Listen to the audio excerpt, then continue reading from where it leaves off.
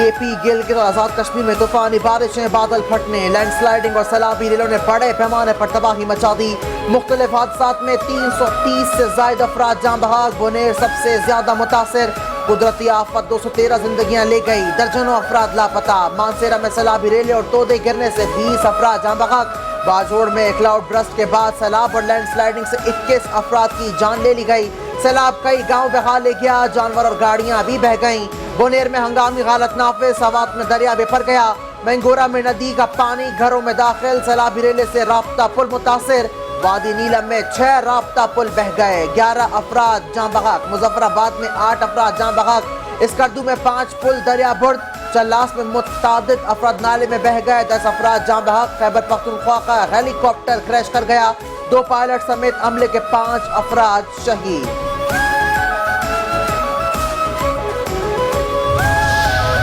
وزیر اعلیٰ خیبر پختونخوا علی امین گنڈپور کے اعلان پر ایک روزہ سوگ، صوبے بھر میں قومی پرچم سرنگو۔ بارشوں اور فلڈ کے باعث متاثر اضلاع کے لیے 50 کروڑ روپے کے فنڈ جاری کر دیے گئے۔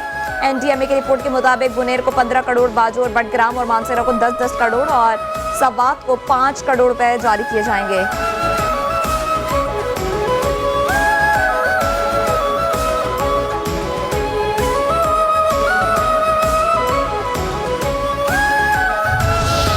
پاک فوج نے ایک دن کا راشن اور تنخواہ خیبر پختونخوا کے سیلاب سے متاثر عوام کی بحالی کے لیے وقف کر دی۔ فیلڈ مارشل سید عاصم منیر نے خیبر پختونخوا میں سیلاب سے متاثر عوام کی بحالی سے متعلق خصوصی ہدایات جاری کر دی۔ سیکیورٹی ذرائع کے مطابق خیبر پختونخوا میں تعینات فوج سیلاب سے متاثر عوام کی بحالی میں بھرپور مدد کرے گی۔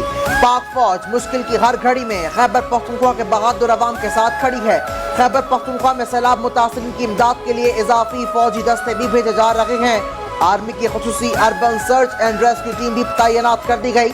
پاک فوج کے ہیلی کاپٹر اور آرمی ایویشن پہلے سے ہی متاثرہ عوام کی بحالی کے لیے تعینات ہیں۔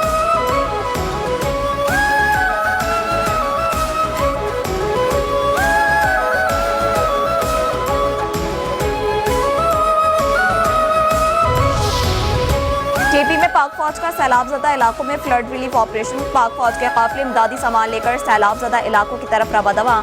پاک فوج مشکل کی اس گھڑی میں پختون عوام کے ساتھ کھڑی ہے۔ پاک فوج کی امدادی کارروائیاں سیلاب زدہ علاقوں میں بحالی نظام تک جاری رہیں گی۔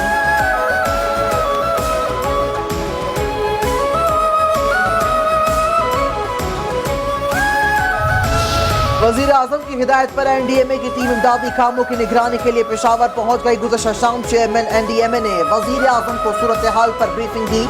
این ڈی ایم اے تمام متعلقہ اور سول اور عسکری اداروں کے ساتھ مکمل رابطے میں ہے۔ امدادی کارروائیوں کی ہمہ وقت نگرانی جاری ہے۔ ہنگامی صورتحال سے نمٹنے کے لیے تمام ادارے اقدامات کو یقینی بنا رہے ہیں۔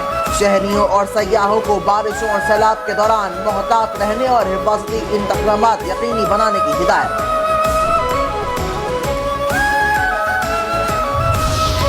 کے پی میں کلاؤڈ برسٹ اور سیلاب سے نقصانات کی رپورٹ جاری۔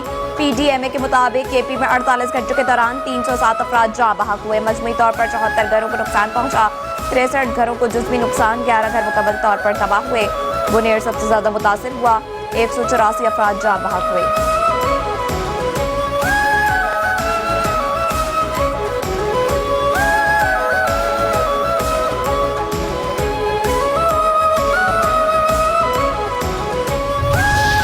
پنجاب کے وسائل کے بھی حکومت اور عوام کی مدد کے لیے تیار ہیں۔ وزیر اعلیٰ مریم نواز کا علی امین گنڈاپور کو فون۔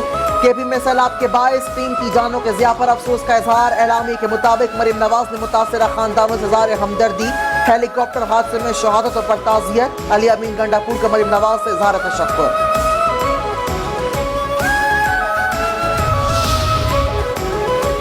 سندھ حکومت غم کی گھڑی میں سیلاب متاثرین کے ساتھ ہے۔ وزیر اعلیٰ مراد علی شاہ کا علی امین گنڈاپور کو ٹیلی فون۔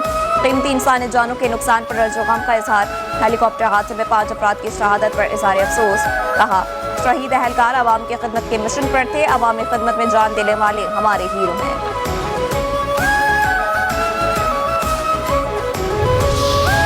سندھ کے سینئر وزیر شرجیل نامیمن کا سیلاب سے قیمتی انسانی جانی نقصان پر اظہار افسوس، کہا قدرتی آفت کی اس گھڑی میں خیبر پختونخوا کے عوام کے ساتھ ہیں، جانی اور مالی نقصانات پر گہرا دکھ ہے۔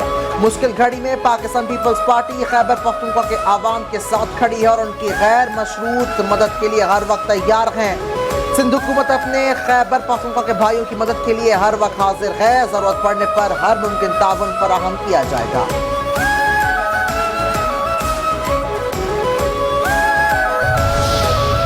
کے پی میں شدید بارشوں اور سیلابی صورتحال سے جانی نقصان کے باعث اسلام آباد میں آج اور کل مارکہ حق اور جشن آزادی کے ہونے والی تقریب ملتوی۔ F9 میں ہونے والا پروگرام وزیر اطلاعات عطا تاڑر کی ہدایت پر ملتوی کیا گیا۔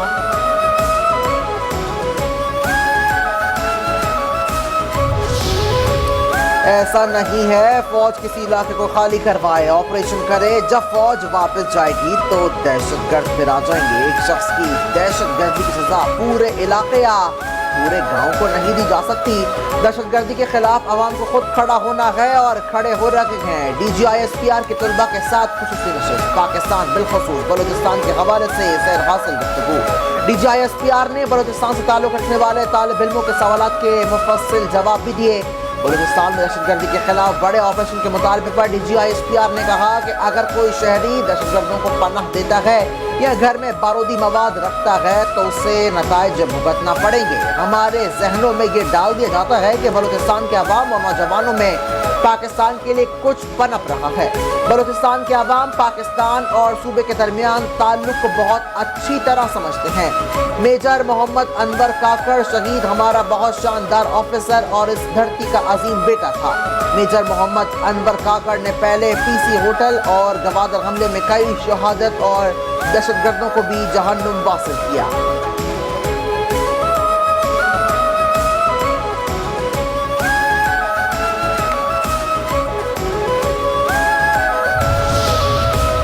چین میں پاک بحریہ کی تیسری ہنگر کلاس آبدوز PNSM مینگرو کی لانچنگ تقریب۔ Deputy chief of naval staff project 2 vice admiral Abdul Samad مہمان خصوصی تھے۔ پاکستان اور چین کے اعلیٰ حکام نے شرکت کی۔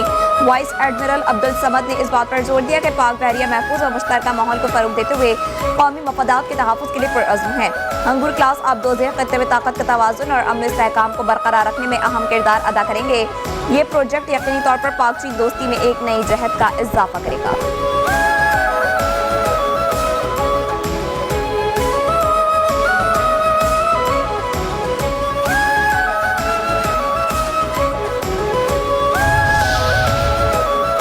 وفاقی وزیر داخلہ محسن نقوی کی اوج شریف میں شہید کیپٹن محمد آصف کی رہائش کا عمل، شہید کیپٹن کے والدین، بھائیوں اور دیگر اہل خانہ سے ملاقات، دلی ہمدردی کا اظہار و تعزیت۔ فاتحہ خوانی وفاقی وزیر نے والدین اور بھائیوں کے عزم اور حوصلے کو سراہا، شہید کی والدہ کو دلاسا دیا اور ہمت کو سلام پیش کیا۔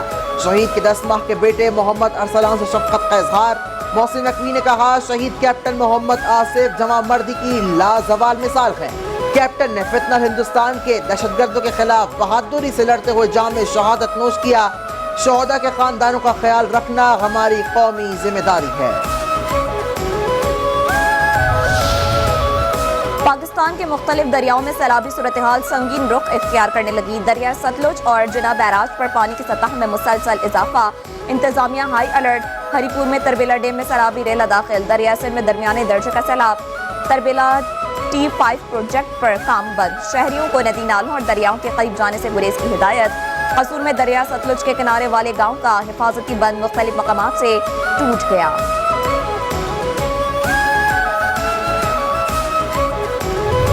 پاکستان نے گریٹر اسرائیل اور فلسطینیوں کی جبری بے دخلی کی سازش مسترد کر دی۔ ترجمان دفتر خارجہ نے کہا ہے کہ پاکستان بین الاقوامی برادری پر زور دیتا ہے کہ وہ ایسے اشتعال انگیز تصورات کو یکسر مسترد کرے جو بین الاقوامی قوانین، اقوام متحدہ کے چارٹر کے اصولوں اور متعلقہ اقوام متحدہ کی قراردادوں کی کھلی خلاف ورزی ہے۔ پاکستان فلسطینی عوام کے جائز حقوق بشمول حق خود ارادیت کے حق اور 1967 کی سرحدوں پر مبنی القدس الشریف کو دارالحکومت بناتے ہوئے ایک آزاد، مستحکم اور مربوط فلسطینی ریاست کے قیام کے حق کی مکمل حمایت کے عہد کی تجدید کرتا ہے۔ امریکی صدر ڈونلڈ ٹرمپ اور روسی صدر پیوٹن کی ملاقات میں روس یوکرین جنگ بندی کے حوالے سے کوئی اتفاق نہ ہو سکا۔ ولادیمیر پوٹن نے ڈونلڈ ٹرمپ سے اپنی بات چیت، تعمیری قرارداد اور مذمت کے لیے اس کی دعوت دینے پر ٹرمپ سے اظہار تشکر کیا۔ کہا، دنیا بھر میں سلامتی کے توازن کو بحال کرنا ہوگا۔ یوکرینی عوام کو بھائیوں کی طرح سمجھتے ہیں۔ یوکرین کی سیکیورٹی یقینی بنائی جانی چاہیے۔ ماسکو کام کرنے پر تیار ہے۔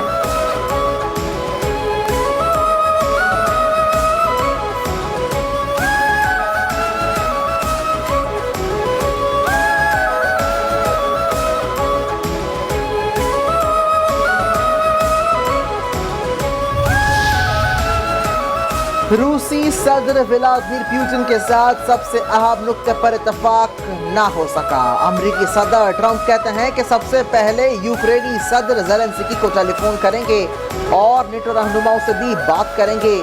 عین ممکن ہے کہ یوکرین کے معاملے پر روس سے سمجھوتا ہو جائے۔ ٹرمپ نے 2016 کے صدارتی انتخابات میں روسی مداخلت کے الزام کو دھوکہ دہی قرار دیا۔ وہ روسی ہم منصب سے ٹیلی فون پر رابطہ کریں گے اور امید ہے کہ جلد دوسری ملاقات بھی ہوگی۔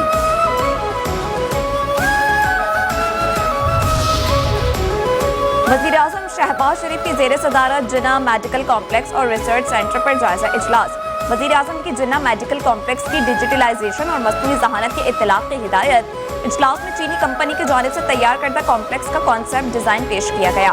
وزیر اعظم نے کہا، چینی کمپنی کا پاکستان کے اسپتال کے لیے عالمی معیار کا ڈیزائن بغیر کسی معاوضے کے بنانا پاک چین دوستی اور عوامی روابط کی مضبوطی کا وہ بولتا ثبوت ہے۔ نائب وزیر اعظم اور وزیر خارجہ سینیٹر محمد اسحاق ڈار 17 سے 19 اگست تک برطانیہ کا سرکاری دورہ کریں گے۔ ترجمان دفتر خارجہ کے مطابق دورے کے دوران لندن میں اعلیٰ سطح کی ملاقاتیں کریں گے۔ وزیر خارجہ اور نائب وزیر اعظم کامن ویلتھ سیکرٹری جنرل کے ساتھ ناشتہ بھی کریں گے۔ سینیٹر محمد اسحاق ڈار پاکستانی ہائی کمیشن لندن میں پنجاب لینڈ ریکارڈ اتھارٹی کے ایک منصوبے کا بھی افتتاح کریں گے۔ یہ پائلٹ منصوبہ بیرون ملک پاکستانیوں کو پاکستان میں زمین کے دستاویزی مسائل حل کرنے میں مدد فراہم کرے گا۔ وزارت خارجہ کے مطابق دورے سے پاک برطانیہ تعلقات مزید مستحکم ہوں گے۔